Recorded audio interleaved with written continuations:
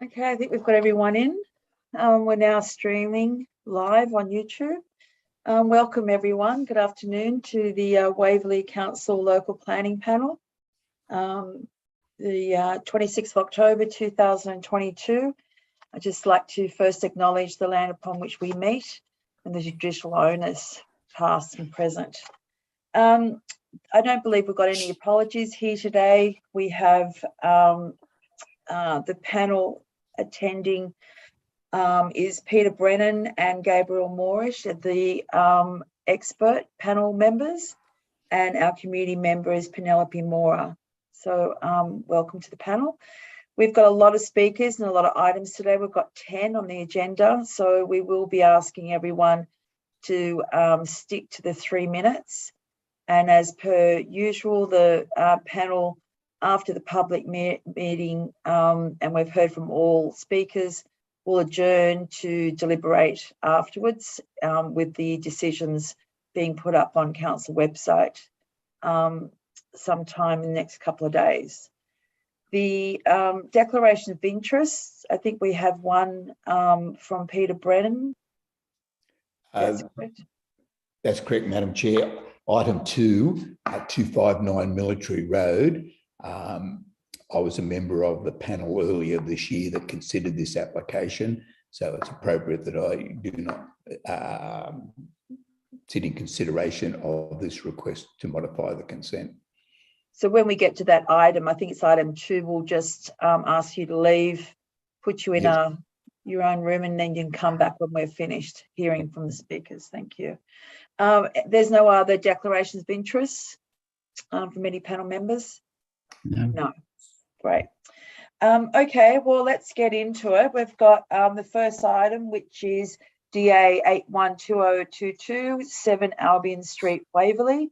We've got a number of submissions that were received, and we have one objector, Maura Main. I believe you're the representative from Charing Cross Precinct.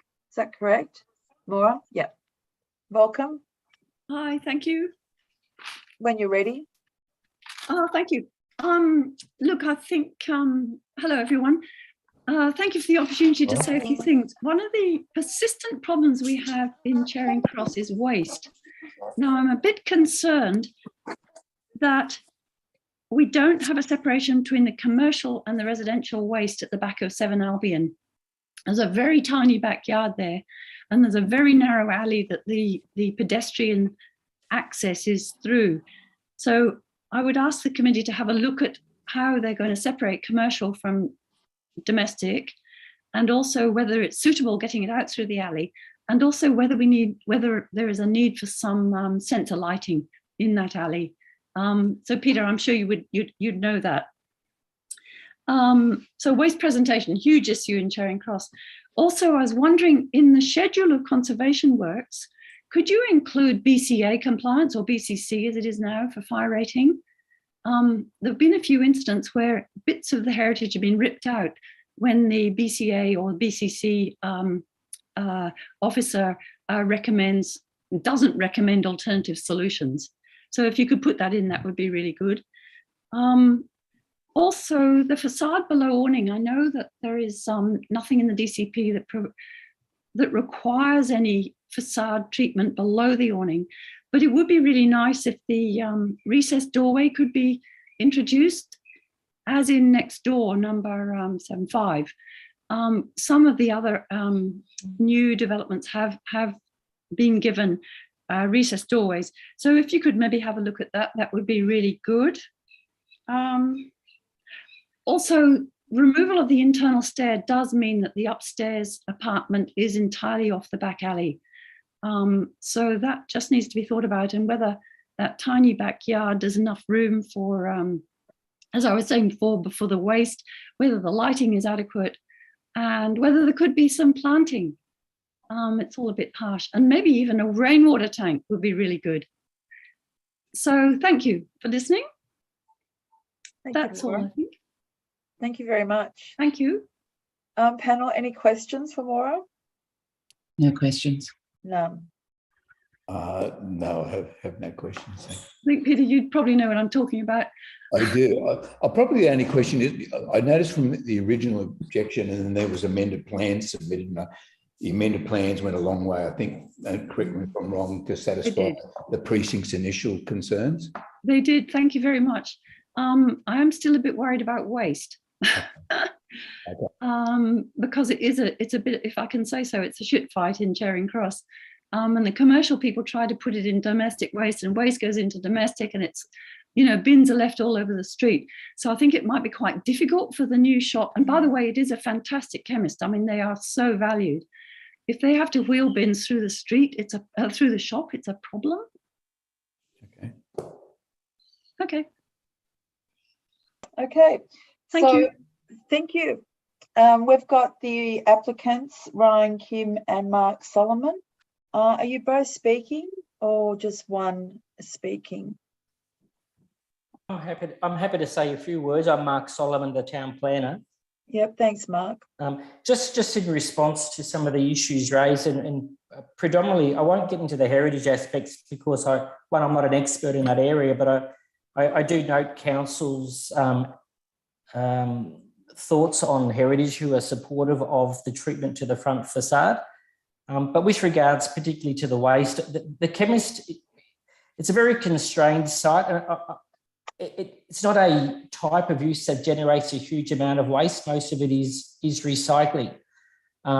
What's being expanded is basically the shop floor presentation area, which doesn't generate any additional real waste because people purchase and take away with them.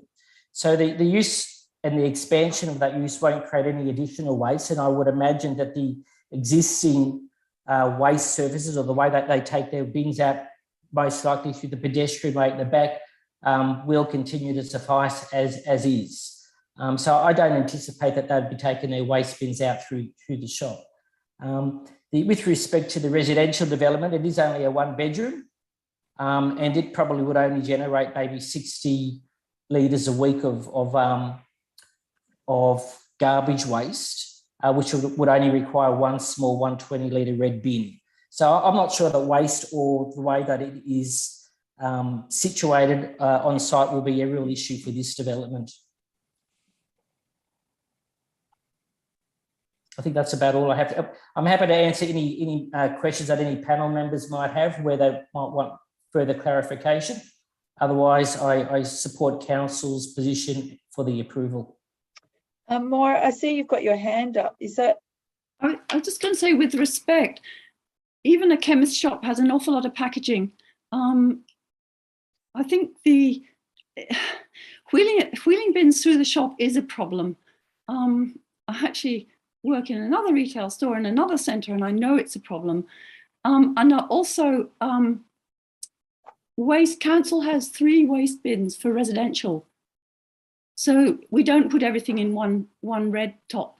It goes into blue, yellow, and red. And you really want to encourage the recycling. So I'm not sort of convinced by your arguments. Sorry, I didn't mean to dismiss recycling. All I was trying to make the point was that they would only require the smallest of each of the 3 bins, but the 120 litres, which doesn't take up much space in terms of siting. With regards to the shop, I didn't want you to misunderstand that they would take their waste through the shops. The current arrangement is through the back laneway or through the pedestrian way, which is probably how they will continue to operate.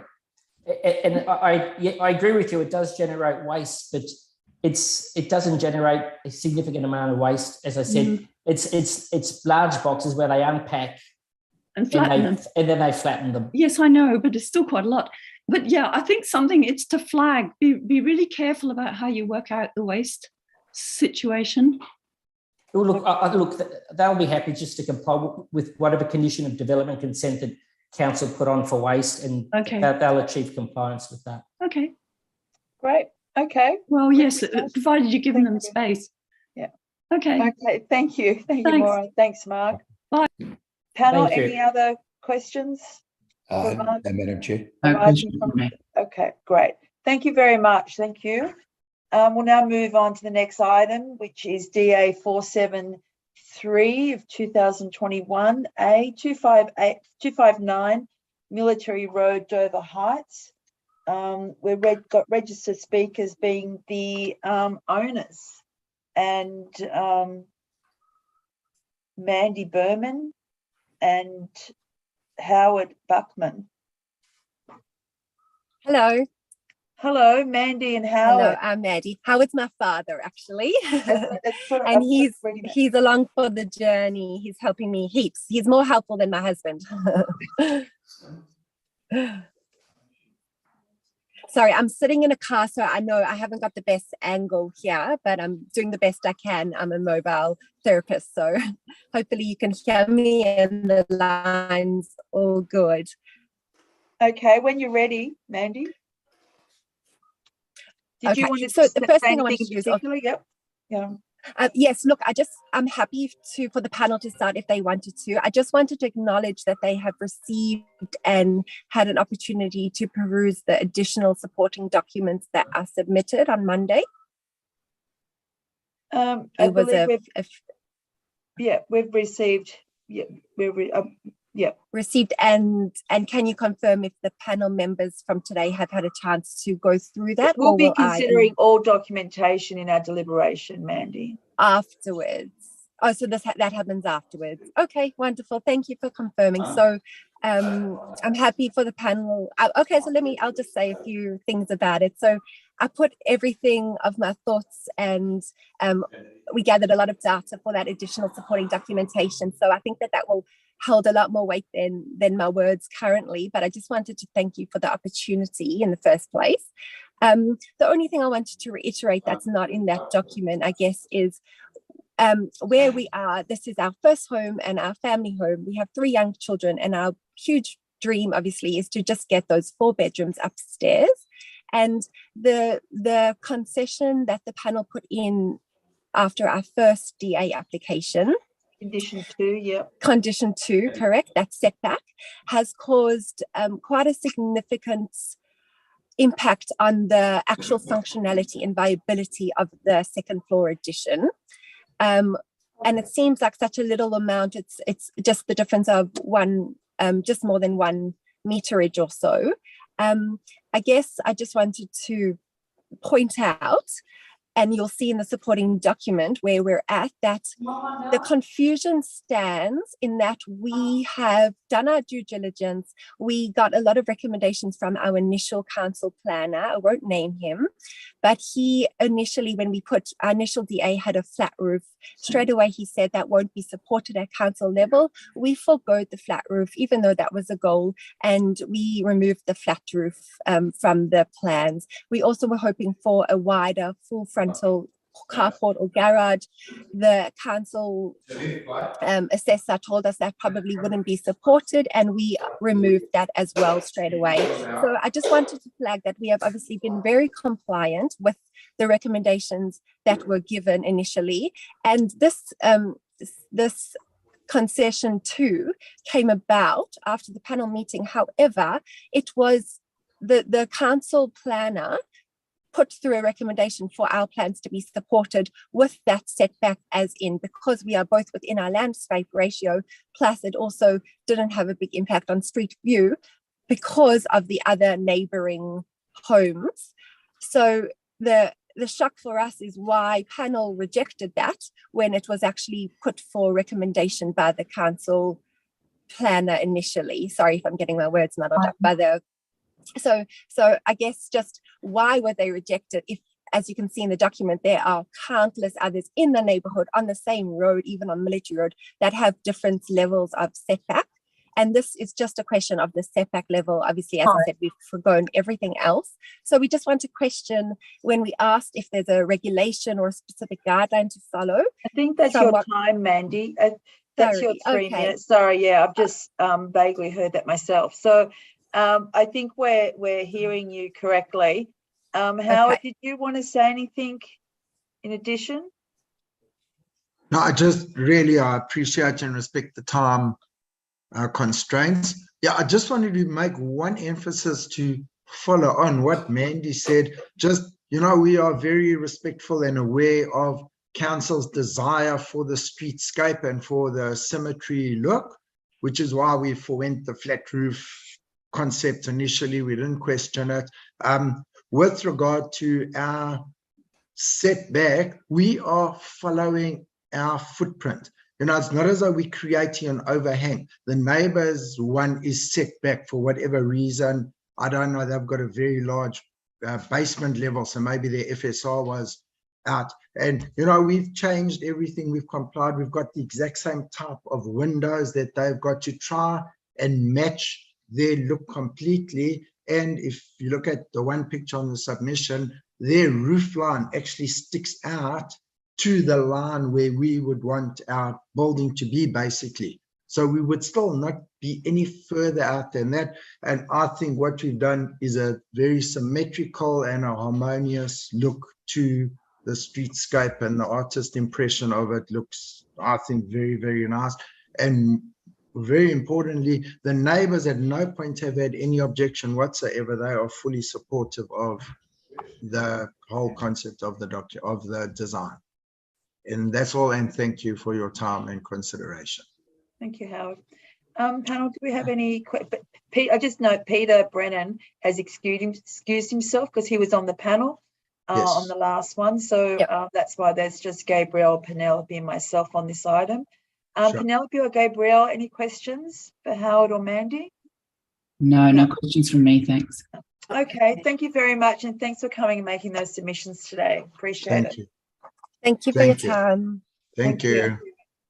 Now, the next item we have is item number 3, which is DA 220 of 2022. It's 251 Old South Head Road, Bondi. The only speaker we have is the owner, Mr. Nanny. Yes. Would you like to speak? Would you like to address? Yes, please. When you're ready. Yeah, hi, good afternoon, everyone. Thanks for the opportunity today. I realize I've only got 3 minutes, so I'll be as quick as I can. I'm joined by my parents, my sister and I, who bought the block some 10 years ago. It's a family block, and we're a small migrant family that want to stay together. We're 3 generations living here with our 2 boys. My parents live underneath our unit, as we're also their carers. They're in their 80s, and both financially and on a daily basis, we all support each other. Especially my sister, who's a single mum, unfortunately undergoing chemo at the moment with breast cancer. So we're happy to obviously, have her in the building as well, to be able to look after her and so forth. And I have a young family. We became the carers of Cooper, we're his foster parents. And when he was 8 months old, and we're working through the adoption process, we then fell pregnant with Thomas. They're both each 4 and 5 years old. Obviously, they won't stay that age forever, so we need more room. We're a working family, so having the family together helps us stay employed. I feel there's been a misunderstanding and probably a lack of understanding from the council with the application and the whole process. Half the reason I'm saying is because the last letter we received was for us to pay $550,000 for the loss of affordable housing units, which is incorrect. We're trying to extend our own apartment. We're not trying to build a penthouse or anything like other developments that have been approved. There are only 2 units that are rented, and that won't change. I believe there's been a little consistency from the council as well. I know of 3 or 4 or 5 buildings around here where similar developments have been approved. 1 Martin Street around the corner, unsympathetic. They've used poor quality materials, in my view, diminishes the character of Art Deco. Another is 30 Ramsgate Avenue, Bondi Beach, located, hard to miss down by the beach. I got to see it close when it sold, and they did a separate penthouse as well, and it's right on the facade, so you can see what they've done. The third is by Luigi Rosselli, the architect. He won a few prizes, but he built the concrete construction on top of 1 Ramsgate Avenue, Bondi Beach, and they're over 2 levels. Lastly, the post office, which is obviously down Hall Street that everyone knows about, and we're keeping the facade and building 3 or 4 levels on top. So what we ask for, I guess, is consistency and a bit of a fair go. We do realise there are some challenges and issues, but not enough, we don't think, for a refusal, as we're not really impacting on anybody. The council want us to be obviously below 10% FSR, which we're exceeding by 3 square metres. We've never had the opportunity to review this. They want net zero shadows over our neighbours, and we've spoken to the neighbour who is currently just listed it on the market. Sign went up today. He's not worried. and it only impacts his back fence.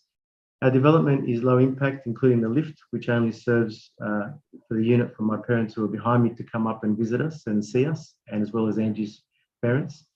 We also note that this is our second DA being made to withdraw 12 months ago. We submitted the initial comments. We used it as a roadmap and obviously made a lot of changes, but it's obviously costing us a lot of time and money. I'm guessing that if we're proposing a first floor extension on any dwelling house to achieve the second floor for our family, then it wouldn't have been this hard with the application. Our proposal. So it's time.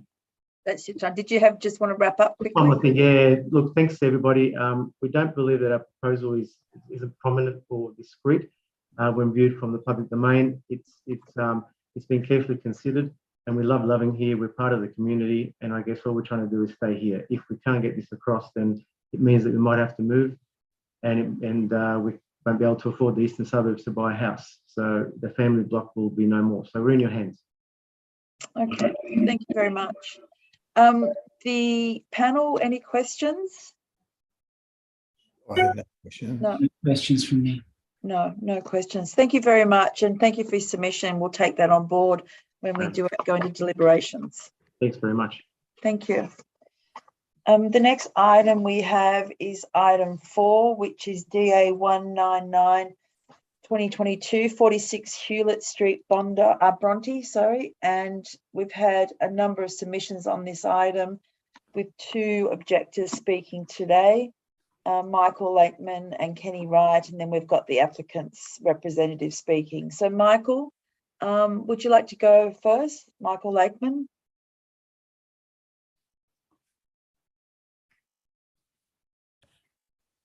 Okay, sorry, I was just unmuting myself. That's okay. Hopefully everyone can hear. Yep. Thanks for the opportunity. May I ask a question of the panel first, given the significant number of issues that have been raised by residents? Have any of the panel actually been able to do a site inspection? I have. Is that right, Peter? Right. Okay, good. Terrific. Okay, thank you. All right, well, that's just allowing me to frame the points that I want to discuss with the panel today, please. I guess the overriding factor is that we live in this is in a R2 low density zone area. We're very fortunate, I know.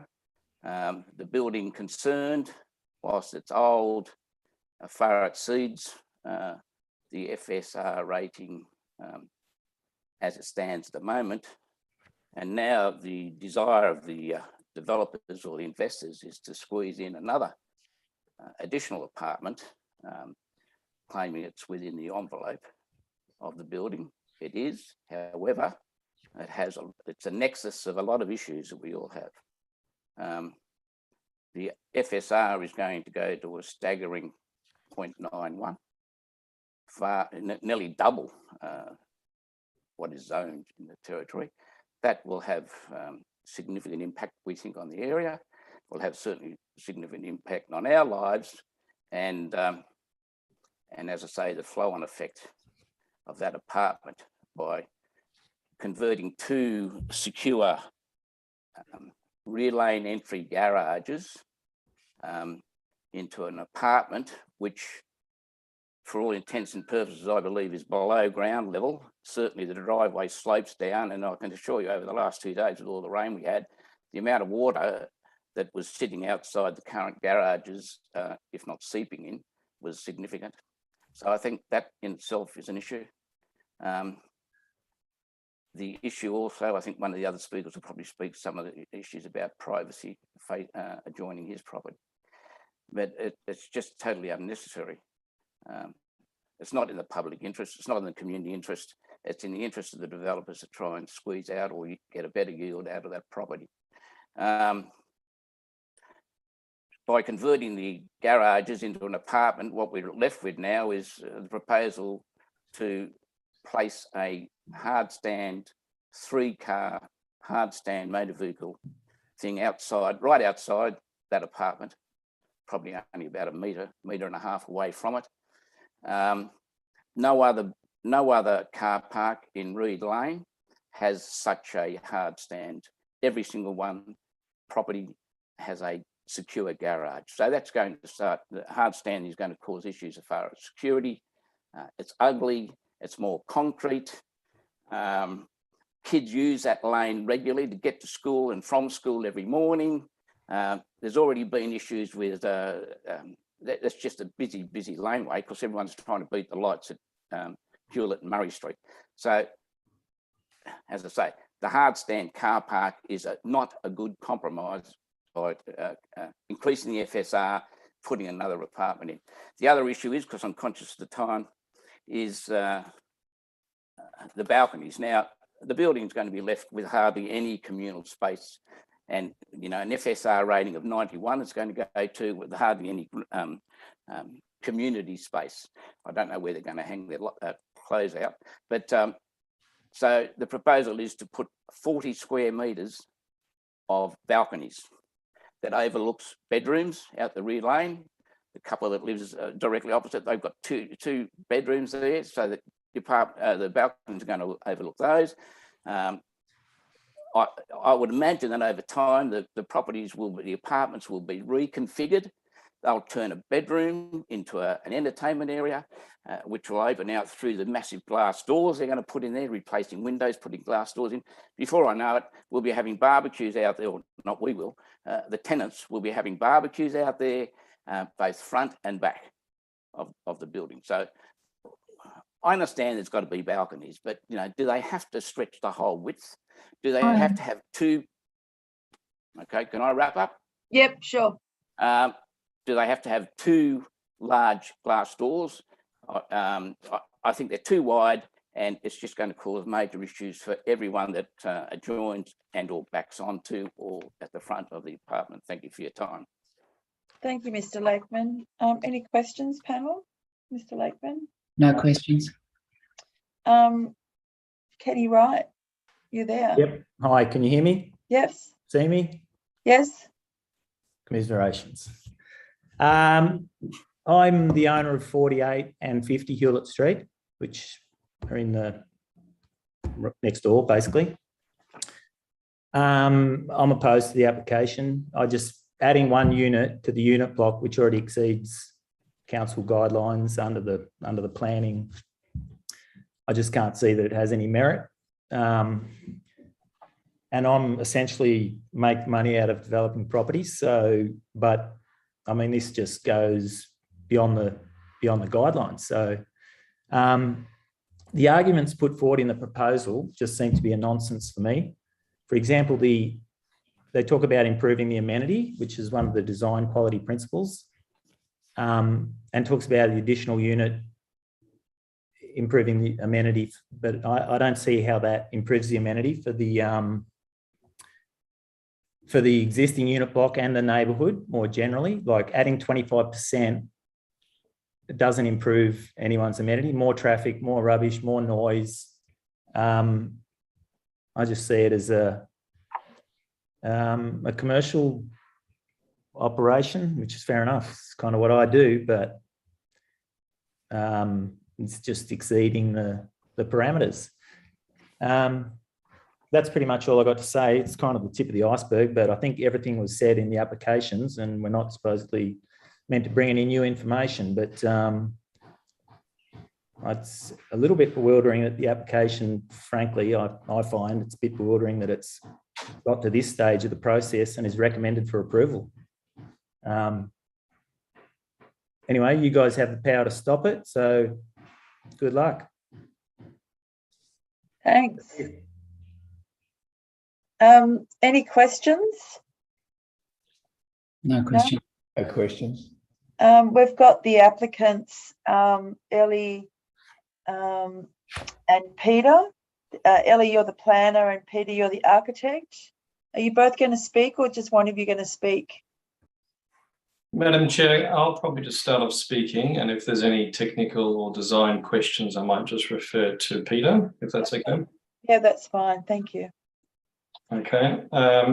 First of all, I just acknowledged Council's assessment report recommending approval. We have reviewed the conditions of consent and have no questions over those conditions.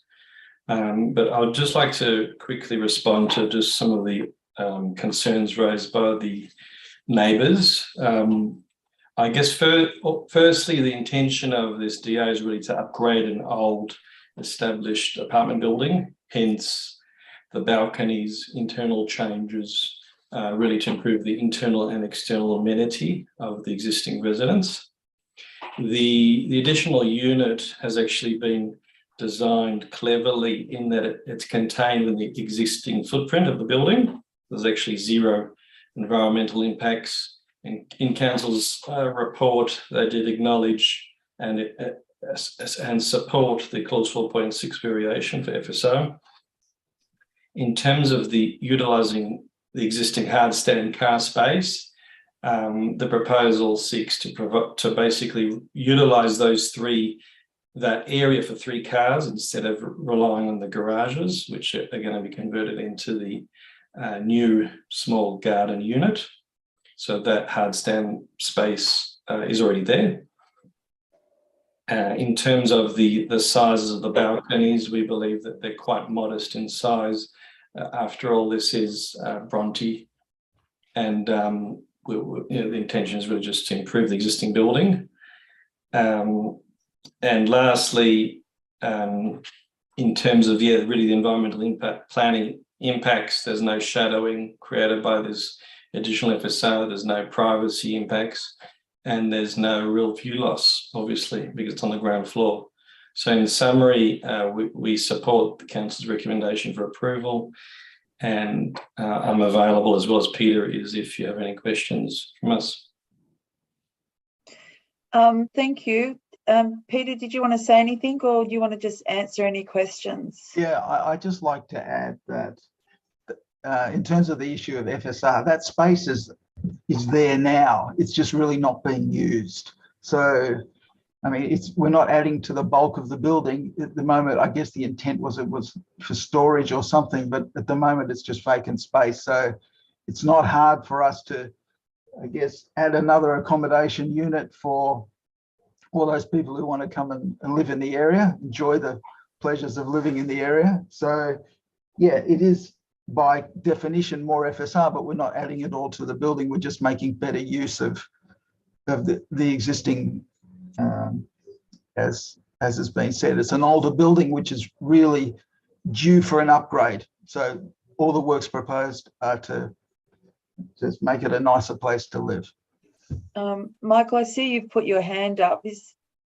Look, just one point, because Council required an amendment that the hard stand car spaces actually was planned, I think, to have a lattice timber fence between the cars and the new apartment to reduce the amount of car, headlights going into the apartment. So they've required now for a solid wall to be erected in front of those 2 apartments that are proposed. And in addition to that, you've got the roof line or the ceiling line of the balcony that's proposed. So basically, you've got a very small slit of sunlight getting it, which it won't get any sunlight from the east and won't get any much from the west. It won't get any sunlight hardly from the north. But no one's reconsidered that point, given that the council is now requiring a solid fence of some description to be placed in there, which will obviously restrict the amount of light getting into those windows. Okay, thank you. I think the panel may have questions on this one. Is that right? Gabrielle, were you going to? Yes, thank you. I did have a question. I wanted to understand the reasoning behind why you chose to use the kind of garage space fronting onto the laneway rather than on Hewlett Street.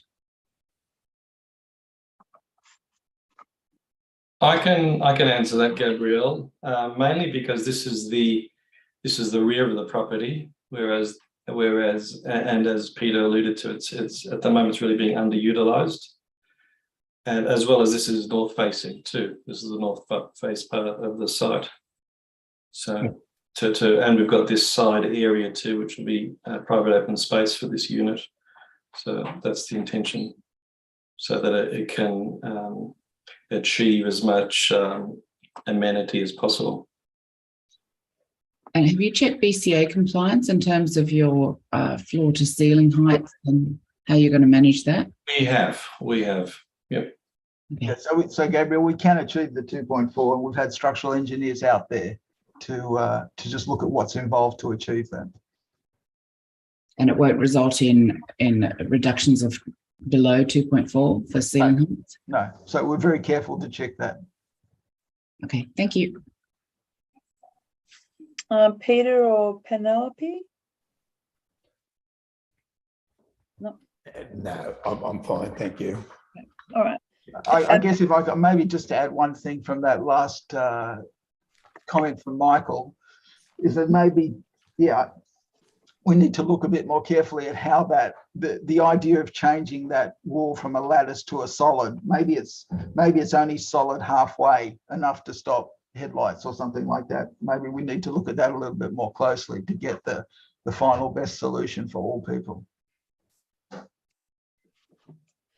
Okay, great. Thank you very much, everyone. We'll now move on to the next item, which is DA 94 of 2022, 458 Bronte Road, Bronte. I note that there were a number of submissions received, and we have registered speakers on behalf of the applicant. We also received one written submission from G. Gearing at 454 Bronte Road. So that submission we've received and will be considered as part of the as an oral submission, because it's in lieu of an oral submission today. So the applicant, Megan Burns, architect, do you want to address? Hi, my name is Megan Burns. I'm the design director of CM Studio, and we were engaged by Andrew and crew, our clients at 458, to prepare the DA for them at their home. Can I just say that Peggy, the council officer, was great. We worked closely with her during the whole process of getting this DA through the council process. So that's open communication. She's been great the whole way through. Obviously, as part of our approval process, we did make the initial submission, and then we have done, through a negotiation, updated the plans. The bulk of the changes happened on that first floor, and we moved the master bedroom down to the ground floor, and now it's just the 3 kids' bedrooms up on the first floor. We then re-notified the plans, and there were a significant amount less submissions from neighbours. Our adjoining neighbour, who 456, who we've worked closely with the whole way through, they just got their DA approved, and we've been working with Michael, their architect, the whole way through, and the neighbours to the east as well. Neither of them made submissions on the updated design, and they were really happy with the changes that we made. The submission that you mentioned that has come through the other neighbour, that is further afield to the west. So what we were really happy with what our process with Peggy. The only condition that we're concerned about in Peggy's report was the rear setback to the first floor, which we already felt like we made changes on, and then we've been asked this additional condition has further impacts on the design. We're looking to get 3 bedrooms, 2 bathrooms up there for our clients' children, and so having to comply with the setback that's been imposed in this condition really basically makes that not possible for this design, and we'll have to go back to the drawing board on that. I just wanted to run through what this space is and the impacts on the neighbours. So I understand the council used the 2 neighbours, our adjoining neighbour and the additional neighbour to the west in an alignment. Am I able to share my screen? Is that possible? Or no? No, don't. Okay. So Peggy, she used the 2 neighbours to the west and the 2 neighbours to the east to create the alignment for our rear first floor. It basically dips in at that point, and there are certainly neighbours further afield, within 4 houses and 5 houses that are much further to the rear boundary compared to what our adjoining neighbours were.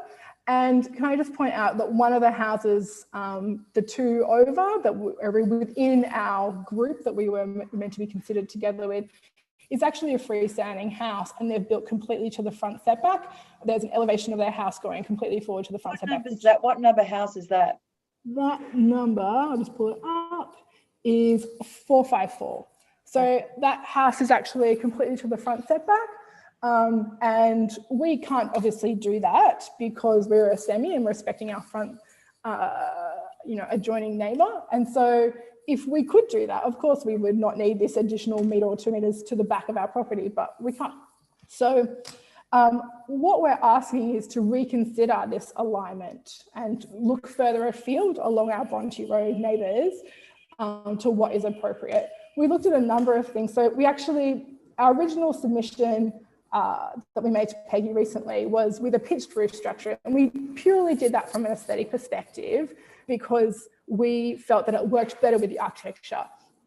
It did poke through the height plane, but if we actually looked at a flat roof option, and we were expecting a conversation around this, it didn't happen, unfortunately, but we looked at a flat roof option. If we did the flat roof option, we're under the height plane, we're compliant with the FSR, and the negligible impact in overshadowing, which I have, and I'd love to show you, but obviously don't have, there's no overshadowing impacts to the neighbours' windows, which is those 2 bedrooms on the top level. So our question is why do we have to meet this setback when it's not impacting our neighbours' windows in those 2 bedrooms upstairs? The overshadowing is already occurring in the winter solstice from, I think it's 10 and 11. If we comply with the setback that's imposed anyway, there's no additional overshadowing if we do a flat roof structure. We're under the height plane, we're on the FSR. Why can't we have this little bit of space here to make this bedroom work and our first floor level work? So we're happy to go with all the other conditions, reduce the balcony, all that sort of stuff, no problems. But that first floor bedroom space is really important to the design. If we do it a flat roof structure and not the pitched roof on it, we're under the height plane. We really want it to be considered as an option. Thank you. Questions, panel members? No. Okay, is Jacob going to speak as well? Or? No, that was just on my behalf, sorry. Okay, all right. Peter, did you have a question there? Sorry, you didn't. No, I didn't, Madam Chair. Okay, great. Thank you very much, Meg. It was very helpful. Thank you so much. Appreciate it. Bye. The next item we have is item 6, which is DA 4520 2022, 108 Ramsgate Avenue, Bondi Beach. Again, another DA where there was a number of submissions received, and we have 2 objectors registered to speak, and Mrs. Perkins and Alec Osborne on behalf of the daughter, and then we've got the applicant speaking. So Mrs. Perkins, are you there? There you are, Alec. Hello, hi. Thank you. Thanks for the panel for the opportunity to speak today. I'm actually representing my property and my next door neighbours, 83A, the Colemans. We have the same concerns and addressed those by letter in March. There are really 2 critical issues that we'd like to discuss. Firstly, the loss of privacy to our elevated indoor living area from where I'm sitting at the moment. Unfortunately, the light's not helping me, so you can't see very well. And to our landscape private garden and deck, which is situated to the north of the property, as well as next door being in the same position. The second issue is the loss of ocean view from our bedroom, which is described as severe by the council in the report, but not addressed in any way. If we speak to privacy, we noted that measures have been taken to address issues of neighbouring east and west properties, but there's really been no consideration of the northerly neighbours who are actually more affected by this development. There's been a revised rear setback of 600 millimetres, but it doesn't do anything to reduce the loss of privacy to the north, given the height and scale of the building. Development Control 3.15 requirement that above ground space must not overlook rims and private landscaped areas of adjoining properties does not appear, quite simply, to be met by the design. The key issues are the balconies on the rear of the development, which dominate the rear facade, and the height and bulk of the building, resulting in 2 levels overlooking directly into our living area, garden and deck. In support of this, I refer to Council's report, which justifies a lack of common outdoor area on the development because the property is across the road from the beach and abundant open public space. We'd really just suggest that the same logic should be applied to why rear balconies that are invasion of privacy are entirely unnecessary. The issue is the size, large enough for parties, groups of people in Bondi, as we all know.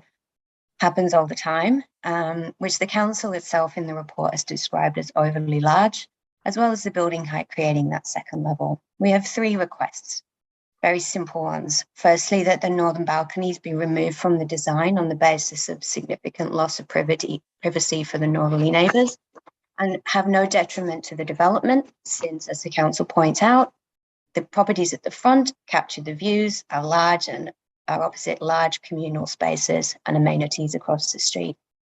Number 2 request is about the trees. There are some mature 5 metre plus olive and jackaroo trees bordering our properties, which we would really like to be protected, as they're the only privacy we have from this development. They're described as not being of any significance to prevent removal, which is probably from a species perspective, but they do provide significant privacy to us. The approval condition to plant 2 new trees of 75 litre pots is really inadequate. It's going to take over a decade for those to grow and provide any privacy to us on the north. The last one is conditions about just to try and give us some respite during the disruption of what will probably be a 2-year plus construction phase, given excavation, etc. We request some mesh fencing be placed. We have southerly winds blowing through this direction every single day, which will be a significant impact of all the dirt to our properties. We won't be able to enjoy our outdoor space at all. And the working hours restriction, if there's anything that can possibly be done, please, to protect Saturdays, so that we can just get a break from the significant development that is all of 10 metres from our house, particularly given excavation, concrete pilings, and, et cetera, et cetera. So thank you for your time and consideration. Thank you. I share your concerns about Saturday building work. Not much we can do about that, I don't think, though.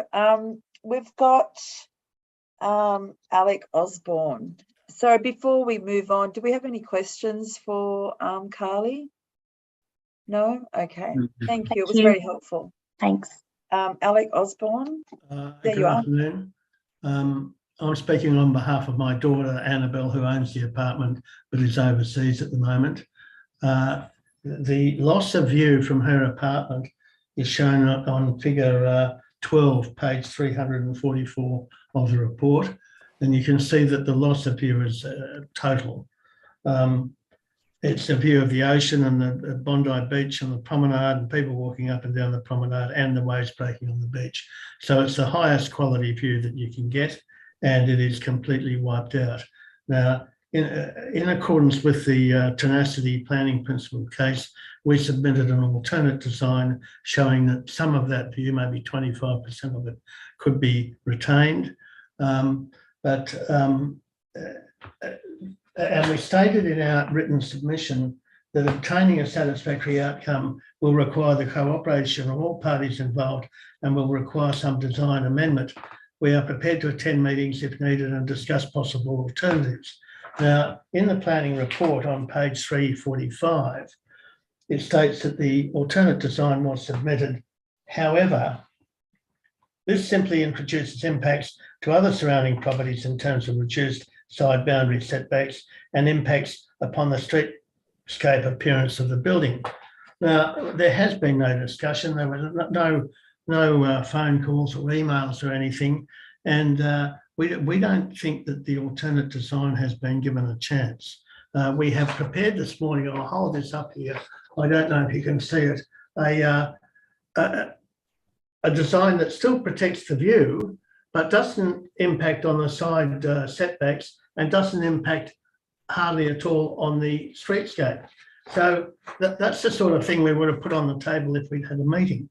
I would request that some more discussion of the alternate design be had, maybe with our experienced architect, Robin Dyke, and with the applicant's architect, to see if something can be achieved rather than just wiping it off without anything. The DCP requires impacts on views to be minimised, and the court case says that the planning principle says that alternate designs ought to be considered, and this one I think hasn't been given fair consideration.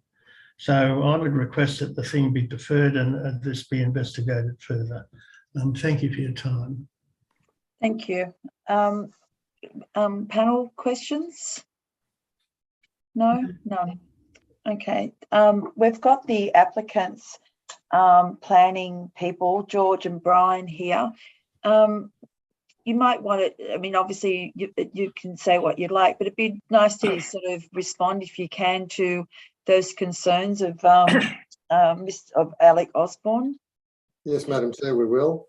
I can start off if that's okay. And Mr. Myson can either add to my presentation or indeed answer any questions. My name is George Karavanis. I am speaking on behalf of the applicant in support of the application. Firstly, I want to confirm that we do actually concur with the council's assessment, and that goes into the entirety of the report, including the tenacity assessment. We concur with the conditions, and we're not seeking to challenge any of those conditions. Secondly, as you would be well aware, the proposal is permissible in the zone. It's an R3 zone, of course, and it complies with the key development standards of FSR and height. You'll also see in the council officer's report, in the lengthy table that's been provided, that the proposal also complies with the majority of the DCP controls. And majority of those controls do involve envelope controls. So it's a form and envelope that's anticipated by the council controls. It also is consistent with the desired future character of the area, which is an important consideration.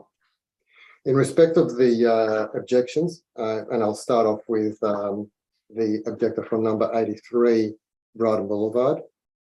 In terms of privacy, I would like to point out that the balconies at the rear are a distance of 8 metres from the rear boundary. And then there's an additional 8 to 10 metres beyond that to the rear of that particular property.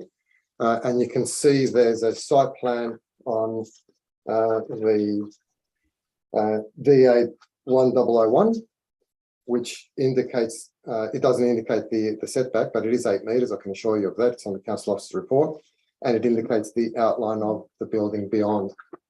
So there is a great degree of separation. Importantly, the balconies are secondary balconies. They're off bedrooms, not living areas. The living area is located to the south, with balconies having a direct connectivity from them. So it's not anticipated that parties as such would be held on those rear balconies. There's every opportunity to do that on the front balcony whilst enjoying the view.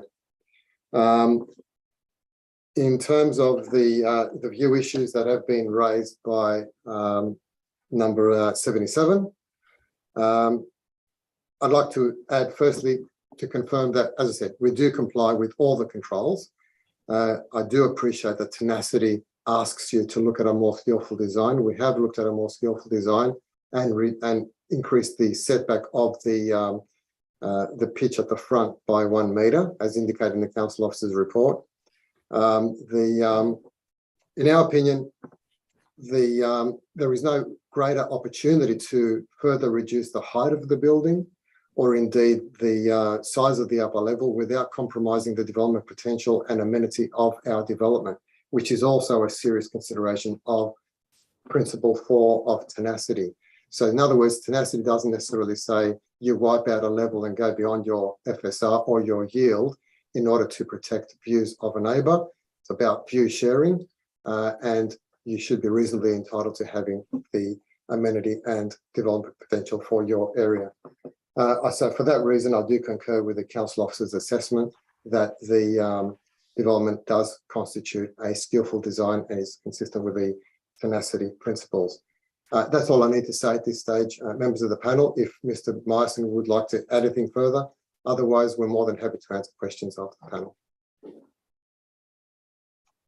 Thank you, George. The only thing I'd say is that any additional floor even to the existing house would have an impact on those views. So this development, complying with the controls, does under tenacity, as George has explained, can be supported. Also, regarding the separation distance, it's probably about 8 plus 10 meters, about 18 meters of separation, as well as landscaping proposed on both in both rear yards of both properties would most likely address any privacy impacts. That's all I would add. Thanks. Thank you. Panel, do we have any questions of Mr. Myerson or George? I just one question of Mr. Myerson, if that's okay. Brian, did you have a look at the alternative design that was put forward by the objector? Have you seen it? I've seen it now, and that might, some people might consider that a skillful design, others may not, and it's highly compromising to the design of our proposal. So I would say that it's not really an acceptable option. So you haven't had an opportunity to study it in detail, you've only just seen it then? Yes. Okay, thank you. Peter, you had something? Yes, just brought a question to Brian. Plan doesn't seem, the copy I've got doesn't seem to have any dimensions on it. I don't know what the size of the balconies are. They haven't, I can't see that they've specified them, or the 8 minimum rear setback, that's a line that goes across the site. It does. So can you tell me the size of the balconies and why there isn't? Balcony, unfortunately, Peter, I'm sitting here with an iPad. I can't measure it, but I can see that you can see there's a 600 millimeter dimension. So it's about 3 times that width. It's about 1.8 meters deep, each balcony.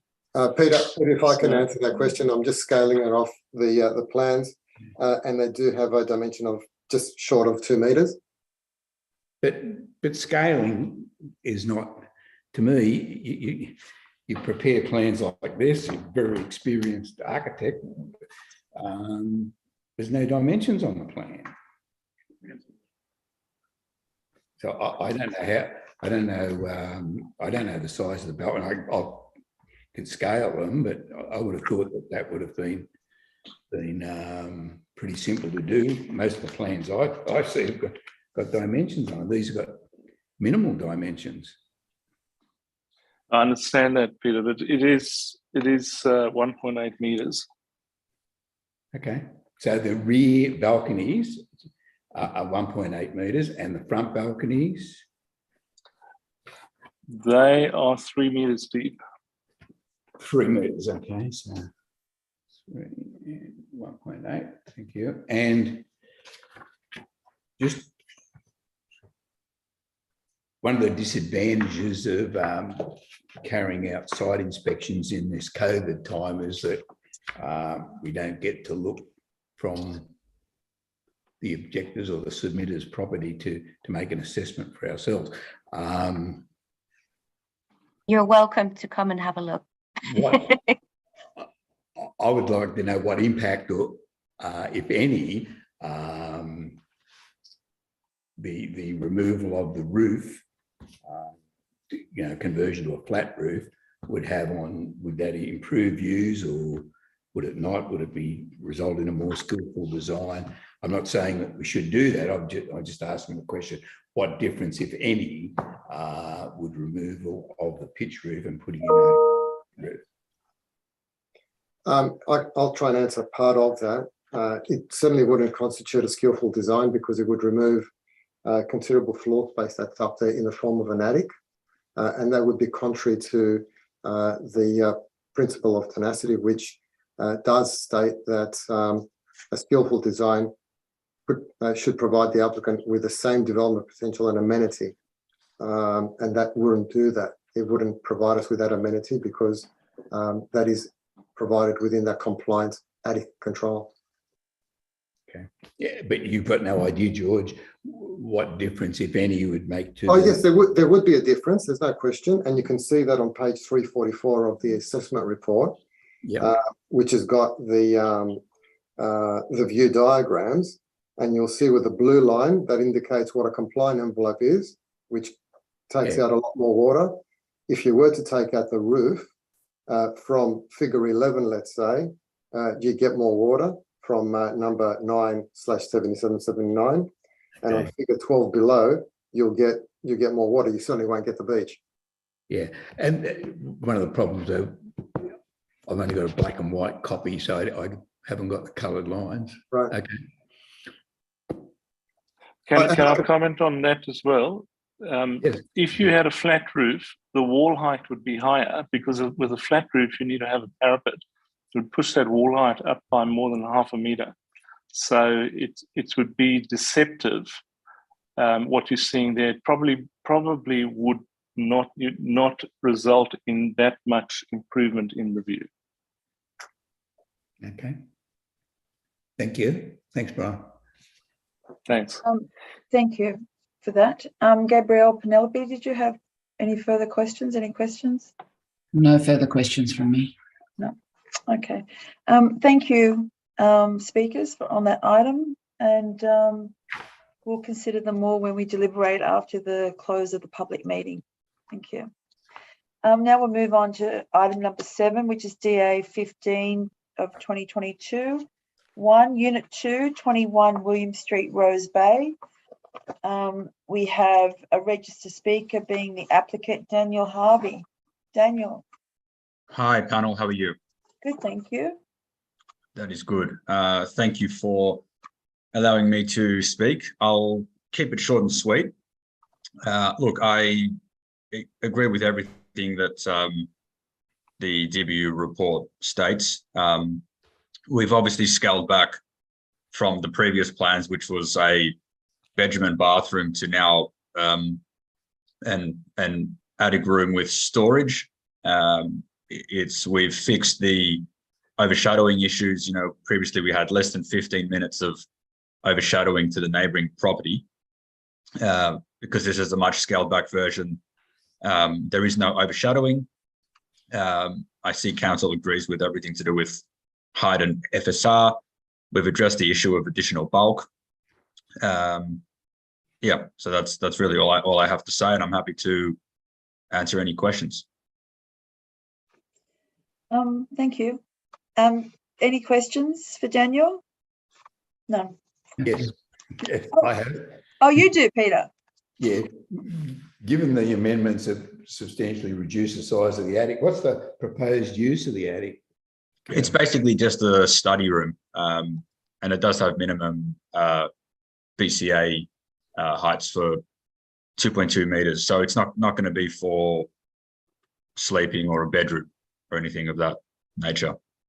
There are operable skylights as well in the plans. Okay. Thank you. Thank you. No further questions. Great. Thank you.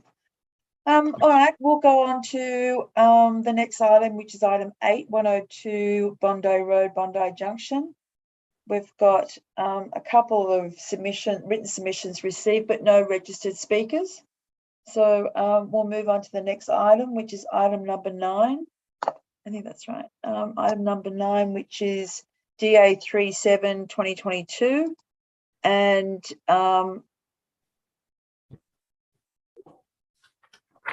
so I've just realised there's a speaker on item 4. Sorry, I've just Bridget. Yeah, I just need to call Jamie, which I will do now. Okay, thank you.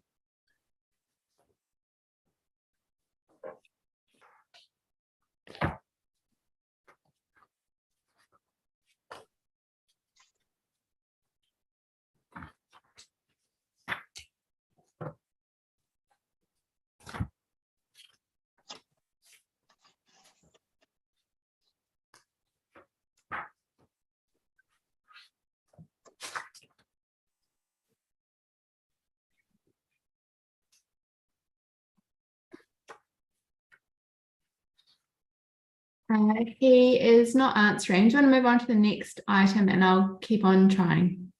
Okay, so the last item is the Bondi Beach Park Reserve Trust. And we've got the applicant, which is DA 255 of 2022. It's the applicant speaking on behalf, sorry, the applicant, Stuart Gordon speaking on behalf of the applicant, who's Waverley Council. Panel, I'm Stuart Gordon from SJB. Can you hear me? Josh, is there some way you could speak up a little bit more? I'll try. 1 second. Is that any better? Yep. Yep. Thank you. Look, the owner and applicant for this application is Waverley Council itself. It's effectively a renewal of a current approval to allow a large number of events in the Bondi Beach Park Reserve and the Biddigal Reserve. I won't go into the details of the events. Council's assessment officers have outlaid the nature of the proposal in the assessment report. We concur with the recommendation and thank council officers for their work. And effectively, I'm here to answer any questions that the panel may have. Well, thanks, Stuart. Panel, do we have any questions arising? Questions, Madam Chair? No. No questions. Thank you. Great. Thank you for coming and making yourself available. We appreciate that. Okay, thank you. Thank you. Now, hi, Jacqueline. I've got Jamie on the line. I'll just put him on speaker. okay, great. Jamie being Constable, Senior Constable. Jamie, can you hear that? Yes, I'll go again. Is it a bit muffled? Okay, we can hear you. You can speak about the Surfetch DA. Yeah, so we're back to item number 9, which is the Bondi Pavilion, Shop 1. Jamie, what were your concerns about this DA? Oh, yeah, perfect. So, sorry guys, I hope you can hear me. Look, I provided a submission some time ago in relation to this, and there was a couple of concerns I had in relation to the DA. Now, the first one being the proposed patron capacity. I noted in the plans provided in C that there was the venue was opted to utilise the public amenity toilets that are available within the pavilion.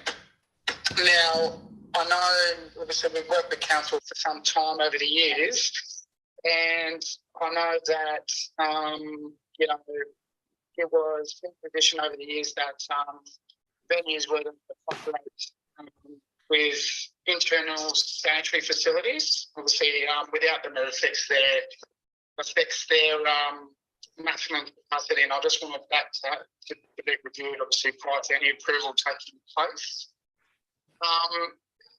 The next one's the outdoor seating within the, I guess that, I think there was a mention of speakers or entertainment being provided from the C, and my apologies, I don't have the original C in front of me. I'm just going off my submission. There's concerns re the entertainment being provided outside, and look, whilst we don't suggest this venue will be adopting that business model, we've had instances in the past with venues down at the pavilion operating in such a manner. So if the use of speakers are going to be utilising that space, we just would like them to be used just on the house system only, just with background music. And the recommendation of a plan of management that I highlighted within my submission, just highlighting those areas around RSA, responsible service, liquor, intoxication of patrons, minors, security if needed, transport, and all the provisions I highlighted in there. In essence, we don't object for the application in its entirety. It's just those components that we had concerns with. Okay. Thank you. We've got your submission, which is quite clear. I suppose for us, we just wanted to, this is a DA, obviously, that we're deliberating on today, or we'll make a decision on today. Those items that you raise, are they not for the liquor application, if ever made, if and when made? Yeah, so it's a position of the Liquor and Gaming Authority for over the years that I've been doing these obviously providing referral comments to council and submissions to liquor and gaming, that they're of the mind that these matters are dealt with at council level. They will not include, patron capacities or, specific conditions re outdoor seating on a liquor application. Because wouldn't the response to the liquor license be to the application, like the consent, what they're being consented to operate with? I mean, that's what to me, it's like if the application is provided, if we give development consent to say what's before us today, then isn't any liquor licensing respond to that consent? Isn't that? So obviously, if council obviously approves this application today, and obviously the applicant to the DA wishes to continue to have a liquor license, they'll make application for liquor and gaming. We'll provide submissions accordingly, saying it's been supported by council. Where obviously another have a copy of the DA available for them to review, and we would only be making mention of matters that may affect alcohol-related harms. That's it, not social. I'm sorry, we can't hear you. Cutting in and out. Sorry, it's difficult. So I'm out on the road. I couldn't attend the Zoom meeting. Bridget, is there a way I can? Did you hear that, Bridget? Yeah, I can hear you. Yeah. So essentially, we will be. I would make recommendations for any concerns on the liquor application side of things for alcohol-related harms, rather than social impact, which is what I will address at DA level. I hope that comes through. Sorry, can you just say that again? The social impacts is what the liquor and gaming consider? Harms is what the authority, so liquor and gaming, would consider, rather than social impacts, because they're of the mind that that would be dealt at council level. Not on a DA application, I wouldn't think. Okay, I'll just hand it over to the panel. Panel, do you have any questions for Senior Constable Zara? No? Peter.